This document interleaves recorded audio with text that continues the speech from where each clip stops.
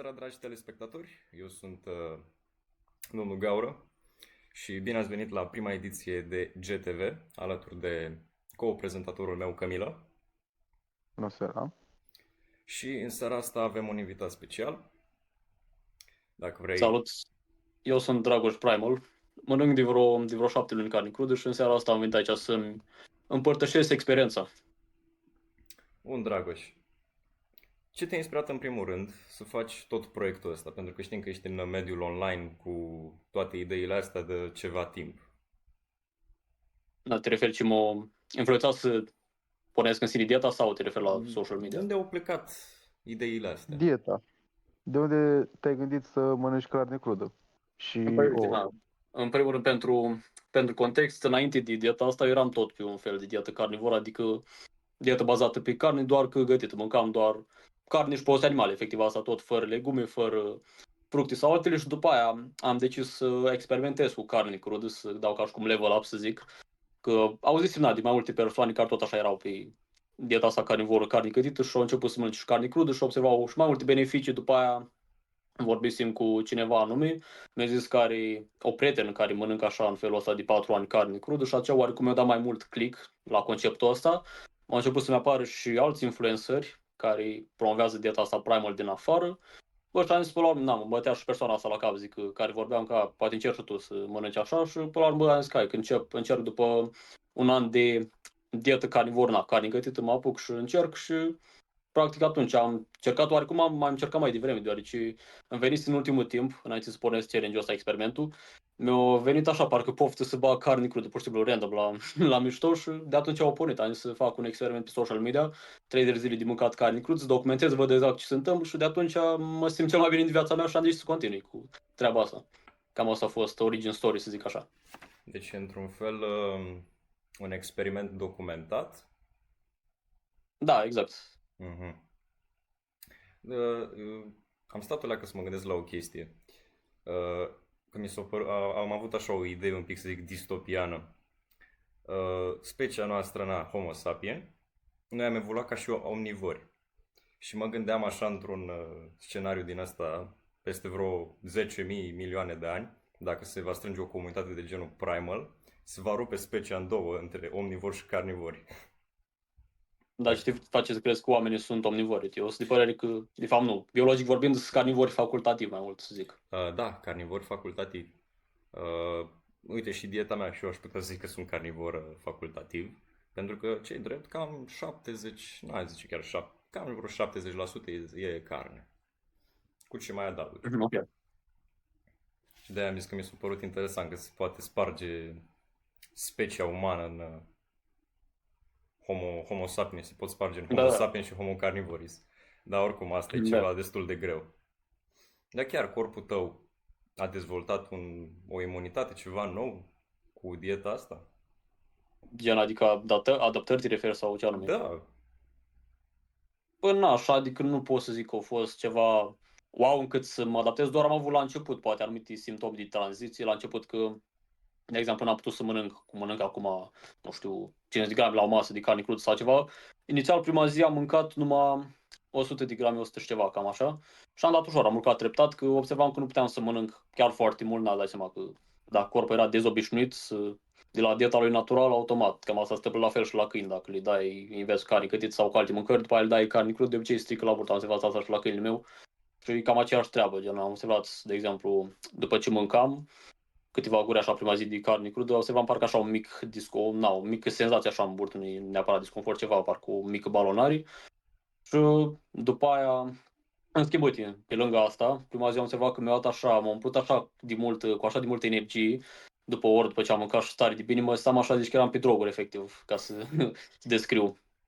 Și după aia am observat alte side effect-uri cu tot trecut zilele, parcă când încercam să mănânc o leacă, băgam o leacă mai mult cantitate, mă lua câteodată greață după mese, m-am supărat de vreo 2 ori, dar gen așa, câteva minute, nu-i nimic sever și diarii, cam asta a fost. Acum, gen, în prezent nu mai am nicio treabă, e perfect, nu, ok, adică corpul, carne crudă, să zic. Ai avut vreodată un gând că s-ar fi putut să iei vreun parazit de la niște carne netratată ok? Bă, să știi că da, uite, la început aveam frica asta în subconștient, bă, dacă mă îmbolnăvesc, dacă chiar iau parazit, salmonella și se întâmplă ceva nasol, pentru că n-ai automat frica asta, e propaganda asta care ni se bagă în cap că da, uite, o să faci nu știu ce de la carne crudă, că na, în principal asta e și deoarece asta, de asta suntem și suntem majoritatea persoanelor, să zic.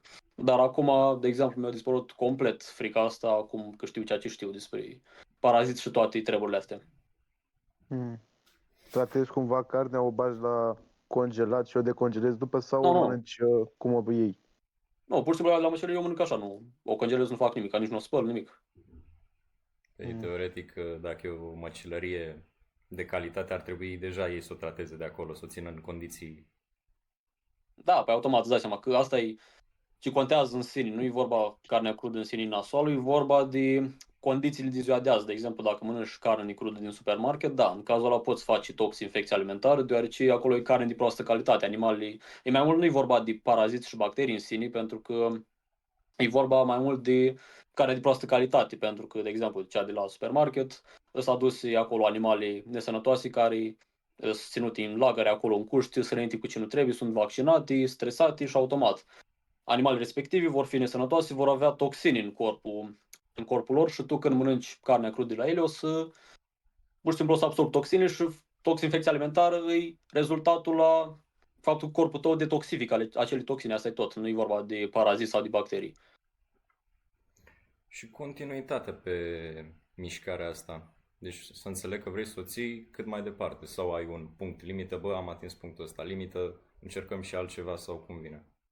Nu, eu îi dau tot înainte, adică observ, mă simt din ce în ce mai bine, pe zi ce trece arăt mai bine, deci ce sens ar avea să mă opresc. Acum sunt convins că asta e dieta noastră naturală, din moment ce oamenii, cum am zis, sunt carnivori facultativi, fiecare carnivor, în mod natural, mănâncă carnea crudă, nu gătită. Asta da. Bine, acum trebuie să luăm și în considerare că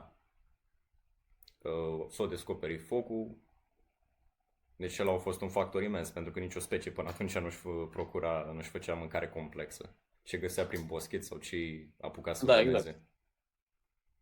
Și care e diferența dintre că o pun pe grătar sau că abia ce-am tăiat-o din mieluț? Bine, eu nu consum miel, ai. Da, înțeleg, da, ca idei. Păi na, toată chestia este că atunci când gătești carnea, tu o să reduci nutrienții din ea. În primul rând, o să distrugă nutrienții care sunt sensibili la căldură, cum ar fi vitamina C și vitaminele B, ăștia în principal, dar și minerale și pe lângă asta și grăsimile se alterează, să zic, și proteina se alterează într-un fel.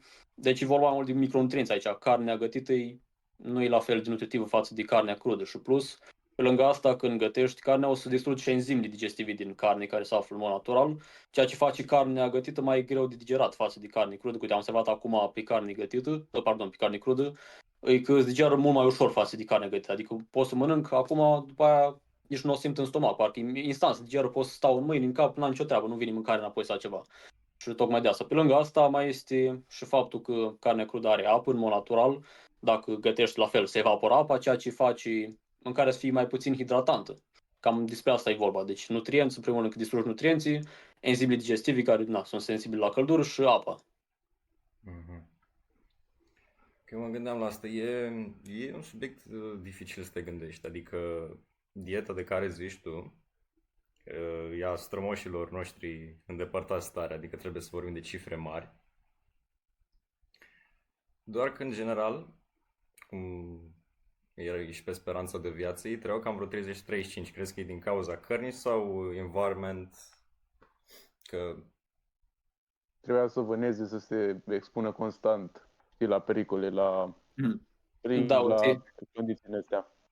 asta cu speranța de viață e ceva ce primesc foarte des. Mereu lumea zice, dar de ce mănânci carne crudă? Că strămoșii noștri mureau la 30 de ani. Și aici e vorba de speranța de viață, de average life expectancy, care nu determină durata de viață fiecărui individ în parte și motivul pentru care îi mai mică de 30 de ani, deoarece mureau mulți copii înainte, pentru că, uite, poate, de exemplu, nu avem și medicină așa din modernă, dacă aveai o infecție înainte, era poate mai greu să o tratezi, plus că erau condițiile mai extreme, îți dai seama că dacă luăm, ne raportăm cum erau lucrurile înainte, putea să te omoari un animal sălbatic mult mai ușor, dacă, de exemplu, cădeai dintr-un copac, îți rupea o mână, la fel, era mai puțin optim, să zic, din punctul ăsta de vedere și tocmai de asta era. O scăzut, da, uite, s-a arătat, de exemplu, am văzut un studiu că arăta cu oamenii care înainte trăiau peste 30 de ani, prindeau 50, 60, 70, 80 la fel ca efectiv ca oamenii din ziua de azi. Deci nu e vorba că mureau de la carne crudă sau ceva, că nu știau cum să trăiască și nu aveau dieta proastă, e mai mult vorba de condiții extreme.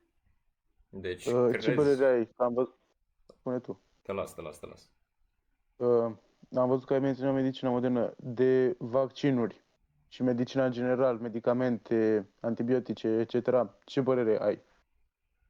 Bă, aici am o părere foarte bună pentru că multe au side effect-uri, adică o să-ți cauzeze, practic o să te facă să stochezi toxini în corp de ale, că cam nicio procedeu ar zice de la medicină nu prea are side effect-uri, adică cam toate au și tocmai de asta, adică sunt multe persoane care se detoxifică, de exemplu când îi pui pe dieta asta o să te detoxifici de la vaccin și de la medicamente, deoarece au făcut, este un individ, îl cheamă Jonas von der Paart, nu știu dacă ați auzit de el, are și o carte, are două cărți scrise pe tema asta, The Primal Diet, cu carne crudă și au făcut multe experimente, au pus peste 2000 de persoane pe dieta asta cu carne crudă și la fel și el a ținut o decenii întregi și au văzut că efectiv când te pui pe dieta, da, o scoți toxini în corp și o să scoți și de asta de la vaccini, deci de asta nu prea sunt ok. Mhm. Mhm. Medicina, Zici deci că... pe ideea de vaccinuri la asta mă gândesc, pentru că punctul cel mai mare când de creșterea populației a fost în 1950, cam pe acolo. Nu știu al câtelea vaccin a fost făcută la n-am idee, dar atunci au început populațiile să crească exponențial de mare, adică de la milioane s-a spart bariera de chiar 1 miliard atunci și de aia mă gândesc că există și riscuri când vine vorba de asta, doar că mă gândesc că dacă populația a crescut atât de mare după punctul ăla, adică de la cifre milioane la miliarde, e ceva totuși. Deci zici că na, era din cauza vaccinurilor, că atunci s-au implementat vaccinurile.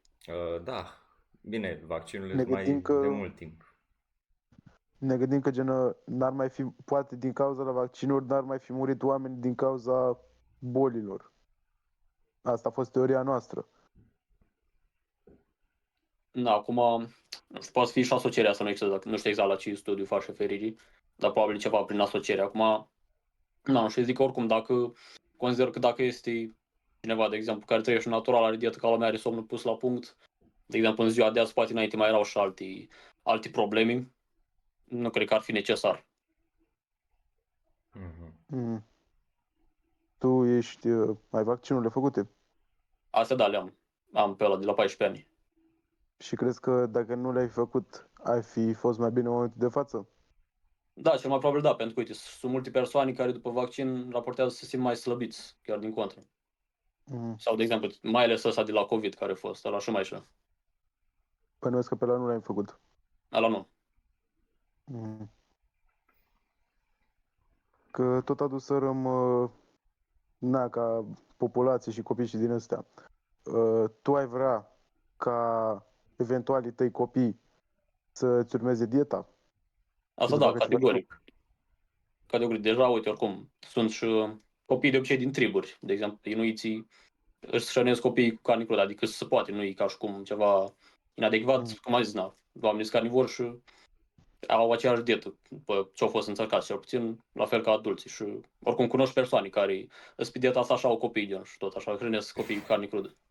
Și oricum o să fie mult mai bine, o să crească mult mai înalți, mult mai dezvoltați, ca am observat. Adică când m-am pus să mănânc așa, mi s-a schimbat așa fața, am pus din state o soasă, am început să crește mai înalt acum, la aproape 20 de ani. Adică nu bag și lapte crude, deci da, categoric. Bine, oricum când e o comparație mare din omul contemporan din 2025 și cu cel din epoca când nici nu avea cupru. Adică, în primul rând, erau construiți pentru alt environment. Astăzi avem mult mai puține, nu știu, nu ne mai vânează elefanții, mamuții. Da, exact. Și da, chiar mă gândeam la treaba asta. Mișcarea asta carnivoră, vrei să o ții pe un model, să zic, preistoric sau pe un model contemporan? Mă refer, da, o ținem pe dieta asta, facem treburile astea, dar mergem într-un stil de viață contemporan sau stilul guru prin pădure la vânat?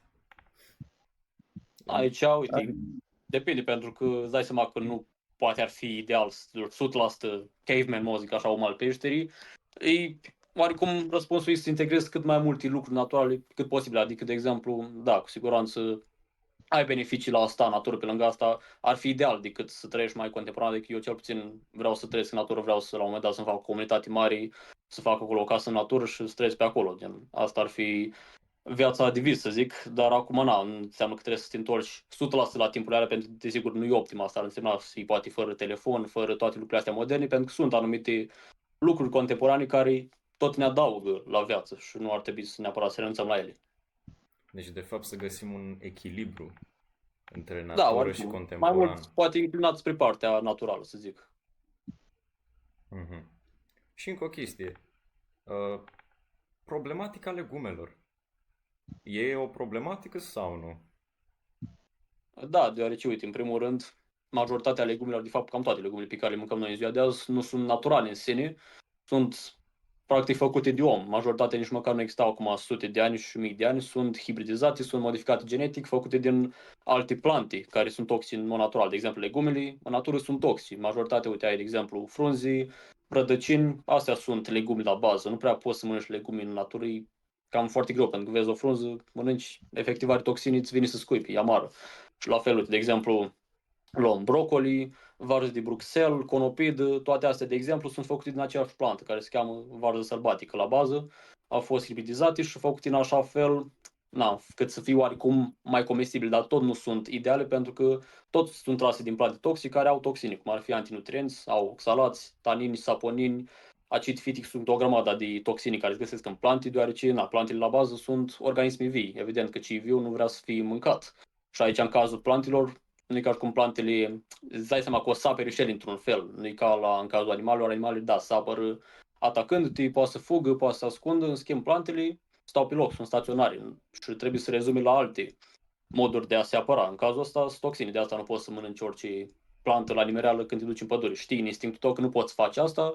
De obicei îți dai seama după gust. Uite, papilele noastre gustative sunt acolo ca să îți dea semnal ce trebuie să mănânci și ce nu. De obicei, uite, majoritatea persoanelor care am vorbit nu prea le plac legumele, adică să fim serioși, cine mănâncă o ceapă goală sau, nu știu, un usturoi sau alte lucruri. Puține persoane, da, sunt care mănâncă, dar nu prea o să vezi, tocmai de asta, pentru că au gust nașpa, deoarece indică toxicitatea. Nu poți să mănânci nici mult din ele și de obicei le pui cu alte mâncări, pui altceva piste ca să acoperi gustul. Sau doar în cazul în care te obișnui cu ele și mănânci pentru un timp mai îndegulat. Dar după aia, dacă încerci să le elimini, o să vezi că nu prea îți mai plac. Adică acum, nu știu, când văd legume, îmi vine grață, efectiv, îmi vine să bărăsc, ca să zic așa, cum le vine la alții când văd carne crudă. Și, de asta, uite, revenind la cea cu antinutrienții, cu toxini, de asta sunt multe persoane, chiar majoritatea, observă probleme de legume, cum ar fi balonare, reflux gastroesofagian, alergii, poate și pe lângă asta gazii, și eu aveam înainte problemele astea, efectiv, aveam gazii, la fel și balonare, am balonat mereu și observam cum mi se înfundat nasul de la legume, aveam rinită agravată, de când le-am eliminat din primele zile, mă seam mai bine. Deci cam asta e ce pot zic despre legume. Și având în vedere toate dezavantajele astea pe care le-am menționat, ce părere ai de oamenii care aleg să le accepte și să meargă pe o dietă vegană? De vegani în general, așa, ce părere ai avea tu? Până aici, dai seama, fiecare alege ce vrea să facă, desigur, dar dacă scopul tău e sănătate optimă, desigur, mi se pare că o dietă vegană e cam cea mai prostă opțiune în cazul ăla, pentru că mai devreme sau mai târziu o să ajungi la subnutriție pe dietă vegană, din moment ce plantele sunt foarte sărace în micronutrienți. Majoritatea nici măcar nu sunt accesibile, tocmai de asta, uite, încă un mod de apărare, majoritatea nutrienților nu poți să le accesezi din plante. Poate trebuie să faci anumite metode, cum ar fi să le bagi în apă, să le moi sau să le gătești sau alte treburi ca să poți să accesezi nutrienții. De asta majoritatea veganilor ajung anorexici în timp, ajung să aibă anemii, probleme, nu știu, mentale sau alte treburi. Alții poate o să reziste mai mult, alții mai puțin, depinde de câți nutrienți animale ai stocați în corp. Asta e toată treaba. De asta poate mai mulți alți vegani rezistă mai mult, să zic. Dar automat, la un moment dat, o să deterioreze în timp. Asta va fi chiar Hai, interesant dacă o să avem de-a face și cu o mișcare a veganilor. Dar vegani, Da. nu știu, o să avem oameni, nu știu, da, vegetariani puri. Asta va fi tare Da. interesant, bine, dar... Este de exemplu, un tip, nu știu dacă știți, unul, Goatis, așa îl cheamă, dar și are o serie, gen efectiv, Vegans, The Epitome of Malnourishment, dar arată acolo sunt o grămadă vegani, băi, toți, nu știu, arată așa, adică se deteriorează în timp și ajung să aibă probleme, alții efectiv mor, mai ales, uite, cei care sunt frutariani, care mănâncă numai fructe, aia e cam cea mai nașpa opțiune. Ajung să Deci fie schelet sau să aibă tot felul de probleme. Mai ai zice oricum, despre... ficatul uman, asta știu sigur, are nevoie de diversitate. Pentru că Da, are nevoie de nutrienți la bază. are nevoie de diversitate, nu poate să mănânce același lucru în același. Și nu mă refer că dacă să mănânce un măr timp de 30 de ani, ficatul ăla o să se sinucidă el singur. Na, plus de la fructoză, îți dai seama. Ai considerat că veganii, din cauza, cum ai zis, anorexie, bălmi mentale, sunt inferiori carnivorilor? Inferiori, păi, da, dacă luăm din punct de vedere obiectiv, îți dai seama că sunt, deoarece să zic așa, în medie arată mai nasol, au mai puțin energie, au mai multe probleme, deci, în mod obiectiv, da, ar fi inferiori. De moment ce, desigur, un animal care mănâncă dieta lui naturală, clar o să fie superior față de un animal care mănâncă nenatural, care se înfometează, pentru practic asta e dieta vegană, înfometare, de moment ce nu ai nutrienți. Mhm.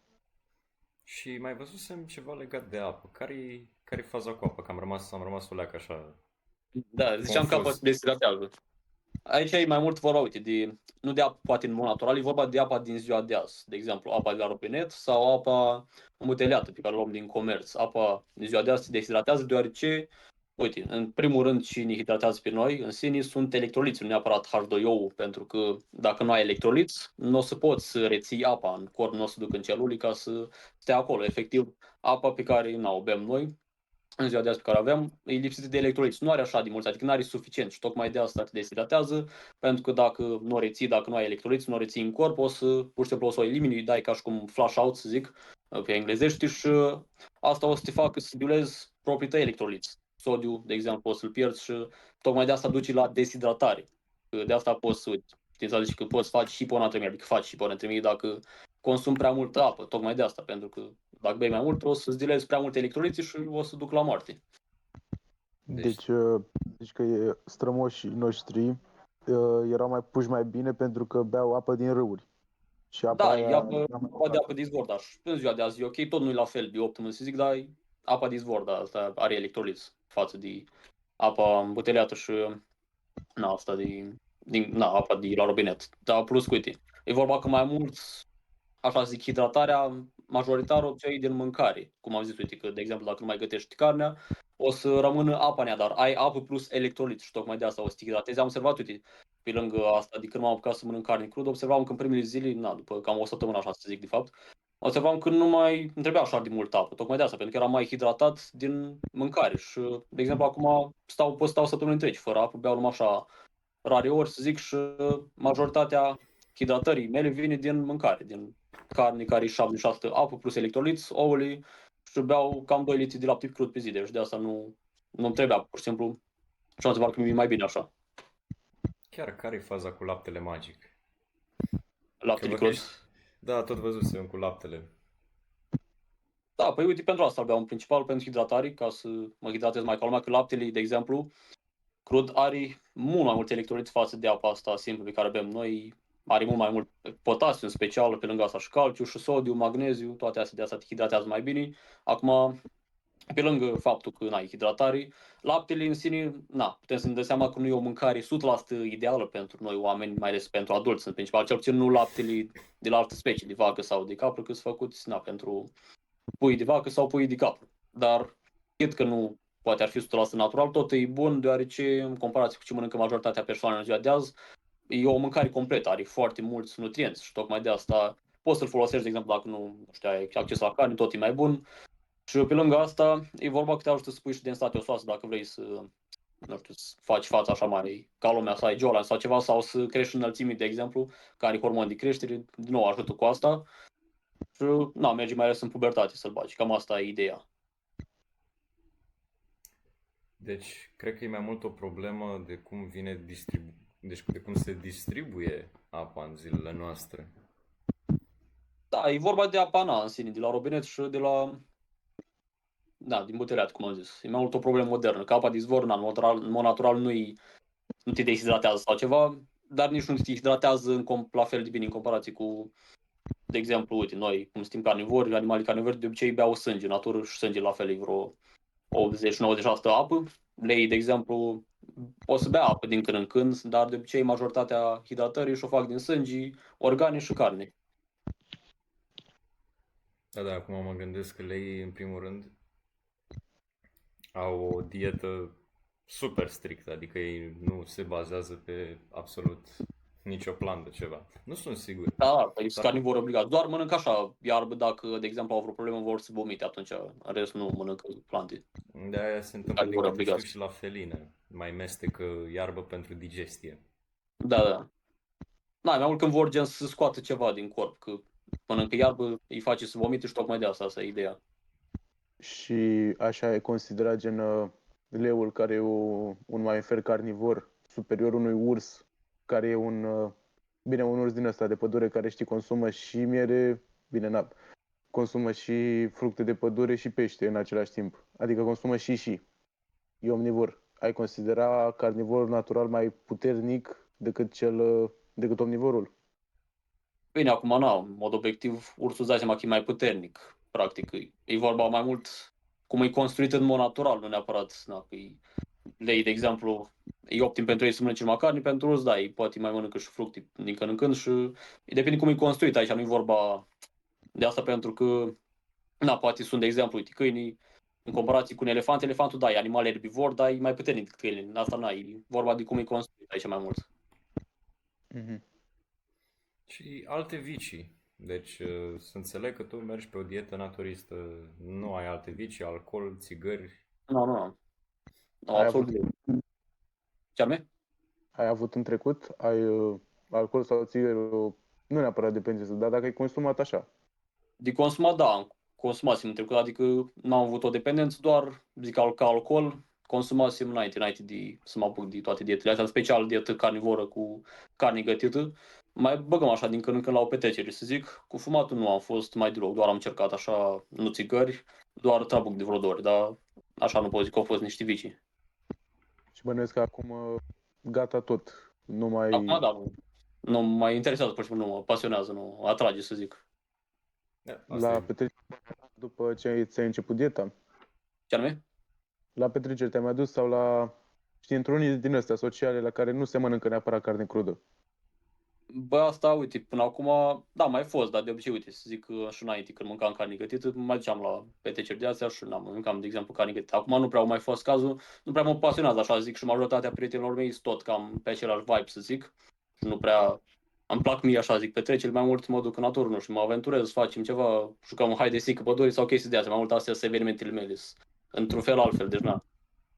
Mhm. Deci chiar începi să te duci pe o viață naturistă.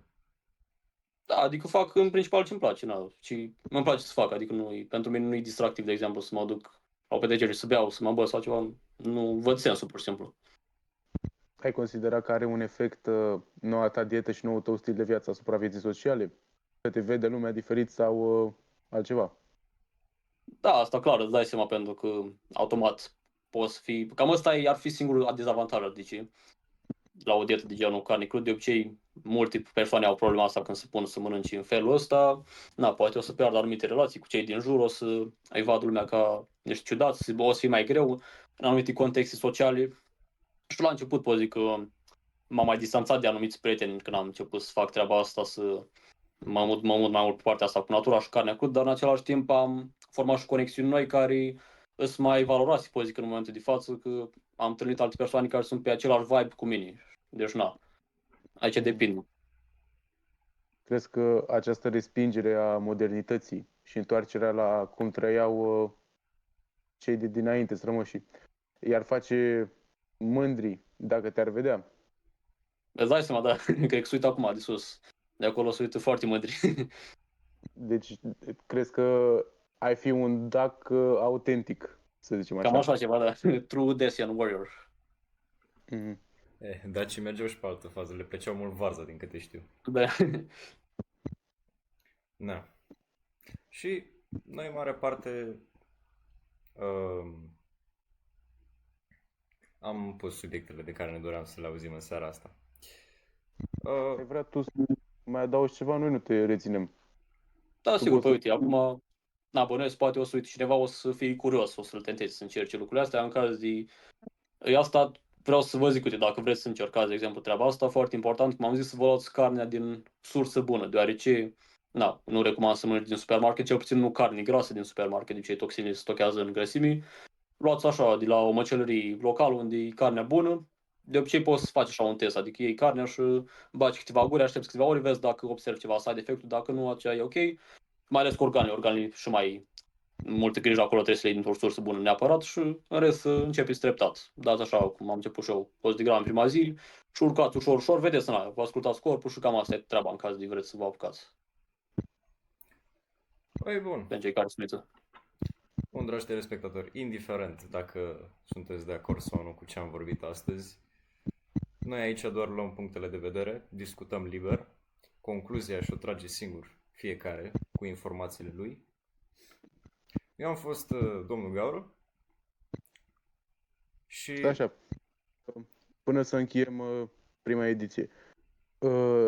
În caz că am avea un om cu păreri diferite față de ale tale, ai fi liber pentru o dezbatere? Da, sigur, nicio problemă. Am mai făcut dezbatere, am mai făcut, cred că vreo, 3 debate-uri până acum cu vegani.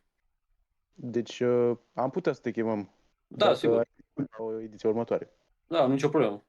Bun, atunci, Ok. păi, noi o să mai vedem și poate ne revedem și într-o ediție următoare cu diferiți invitați. Sigur, Mulțumim. da, ar fi șmecher. Ar fi frumos. Mă anunțați dacă așa da. Sigur. Mulțumim mult, Dragoș. Bună, atâta mi-a pe făcut seara plăcere. asta. Mă bucur că am fost aici să împărtășesc experiența. Bun, Și da, dragi, na, vreau să vedeți. bun, dragi telespectatori, urmează o pauză publicitară, după aceea sport și în final meteo. Vă mulțumim mult de vizionare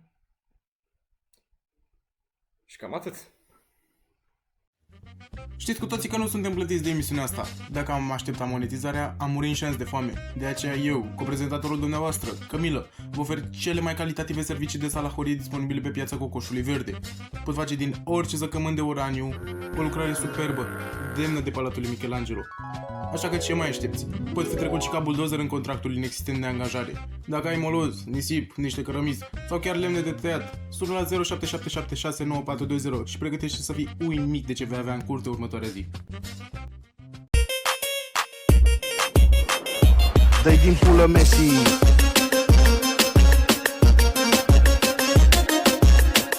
În timp ce la noi se discută despre Liga 1 și meciuri aranjate, Emanuel Roșu este trimis într-o misiune diplomatică. Pentru că Ousmane Dembele, 28 de ani, este câștigătorul acestui balon de aur de anul acesta. În primul rând, felicitări lui. În al doilea rând, felicitări la Yamal, 1059 de puncte. La Yamal, locul 2. La vârsta lui, este un alt motiv pentru care să-ți iei zilele. Eu, la vârsta lui, nu făceam nimic. Acum, la vârsta mea, comentez despre el. Oare ce voi face peste 3 ani? Și întrebarea rămâne următoarea. Când va lua și fratele lui Lamine Yamal balonul de aur? Și nu este acel Yamil Angură foarte, foarte inspirat de altfel. Și mă refer la celălalt frate al lui. Yamil An Chinji. Este un jucător foarte promițător. Așa că vom vedea în alte dăți. Între timp, alte știri. Cine s-ar fi așteptat? Cine s-ar fi așteptat? First time, man, first time. Stai liniștit că și mie mi s-a întâmplat și vezi că a treia opțiune e chiar bine, bravo ție. Obligații ăștia să iasă din scena fotbalului că nu ne plac de ei. Măcar ăștia să se califice într-o cupă mondială. Dar mai faceți multe articole despre oameni care clar nu vor să joace pentru noi? Maxim Alaveș. Vă mai amintiți de el? Cât de multe articole se poate face cu acest om? Cât de multe articole se poate face despre acest om? Cine? Eu la ora 2 noaptea când știu că am curs chiar la ora 8 în acea zi. Cam asta și cu prima ediție. Noi ne revedem data viitoare. Eu și cu domnul Zinedine Zidane vă salutăm. Și cu șeful de la UEFA. La revedere!